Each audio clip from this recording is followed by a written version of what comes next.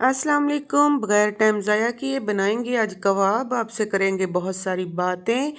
तो जी ये है जी, मैंने लिया है आधा किलो से ज़्यादा चिकन है ये, बोनलेस। और इसको हम करेंगे अभी चॉपर में चॉप और कीमा बनाएंगे इसका।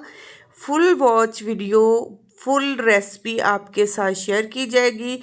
ये सारे मिसाले हैं जो हमने इसमें डालने हैं। इसमें है सूखा धनिया, कुटी हुई मिर्च, गरम मसाला, हल्दी, काली मिर्च, सब्ज़ मिर्च।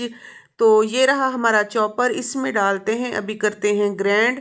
साथ साथ रहिएगा, वीडियो को फुल वॉच कीजिएगा। जो नए बहन भाई हैं वो चीज़ें सीखने और बनाने के लिए मेरे चैनल को ज़रूर ज्वाइन करें। आपको बहुत ही मज़े के चीज़ें बनाना सिखाते हैं।